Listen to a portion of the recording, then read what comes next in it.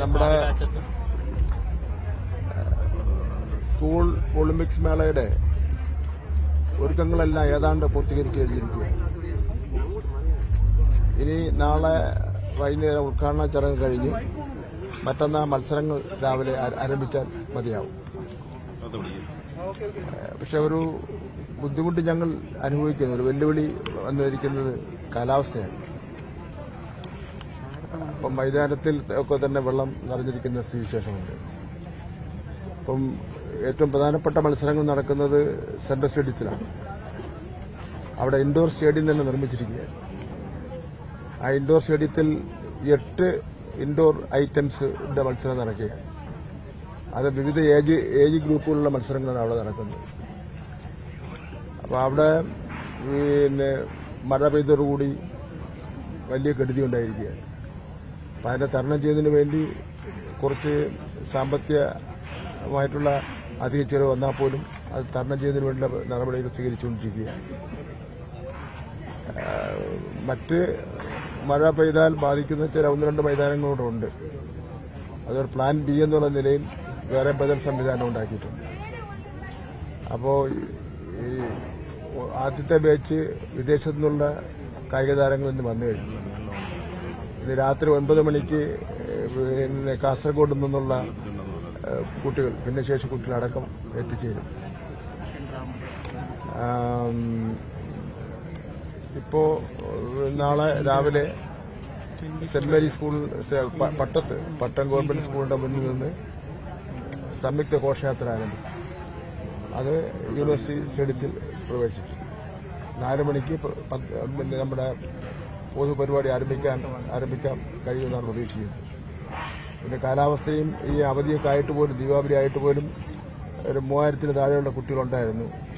പിന്നെ നമ്മുടെ കലാപരിപാടികളുടെ ഡ്രസ് റിഹേഴ്സലുണ്ടായിരുന്നു.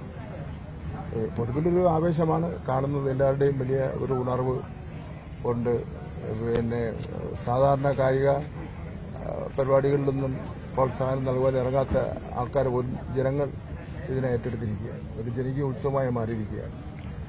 12 വേദികളിലും പിന്നെ പ്രാദേശികമായ ജനപ്രതിനിധികളുടെയൊക്കെ പങ്കെടുപ്പിച്ചുകൊണ്ടുള്ള കമ്മിറ്റിയിലെടുത്ത അതിന്റെ നേതൃത്വ പ്രവർത്തനം നടത്തിക്കൊണ്ടിരിക്കുകയാണ്. ഏതാണ്ട് 74ഓളം വരുന്ന സ്കൂളുകൾ പൂർണ്ണമായും അക്കോമഡേഷന് വേണ്ടി എടുത്തിട്ടുണ്ട്. അപ്പോൾ ഒരു സ്കൂളിൽ അക്കോമഡേഷൻ കമ്മിറ്റി,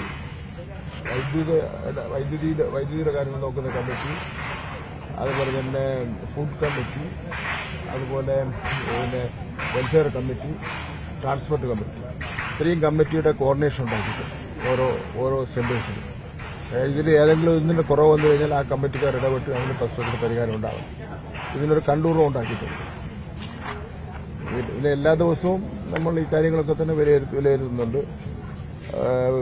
അധ്യാപക സംഘടനയുടെ പ്രവർത്തകരും പൊതുപ്രവർത്തകരും MLA-മാരും ഒക്കെ തന്നെ സജീവമായി തന്നെ ഇതിൽ പങ്കെടുക്കുന്നുണ്ട്. ഈ ഭക്ഷണം നോൺ വെജിറ്റേറിയൻ ഭക്ഷണവും കൊടുക്കുന്നുണ്ട്. 20,000 പേരെന്ന് പറയുമ്പോൾ ഒരു ദിവസം 20,000 പേരുണ്ടാവില്ലല്ലോ. പിന്നെ കളിയുടെ ഫിക്സർ പ്രസിദ്ധീകരിച്ചിട്ടുണ്ട്. അതെല്ലാം വളരെ നേരത്തെയാണ്. ഇനി ആകെ ഒരു അസൗകര്യം ഞാൻ പറഞ്ഞത്, മഴ നിങ്ങളെല്ലാം കൂടെ ഇടപെട്ടിട്ട് പെയ്യാതിരിക്കാനുള്ള അവസരം ഉണ്ടായാൽ നമുക്കെല്ലാം ഗംഭീരമാക്കി നടത്താം. ഇന്നലെ വൈകുന്നേരം പത്രത്തിന്റെ ബ്യൂറോ ചീഫുമാരുടെ യോഗം ചേർന്നിരുന്നു. മാധ്യമങ്ങൾക്കുള്ള പാസ് കൊടുത്തിട്ടുണ്ട്. വിജയിച്ചു വരുന്ന കുട്ടികളെ പ്രത്യേക ഇന്റർവ്യൂ നടത്തുന്നതിന് വേണ്ടിയുള്ള പ്രത്യേക സ്ഥലം ഏർപ്പാട് ചെയ്തിട്ടുണ്ട്.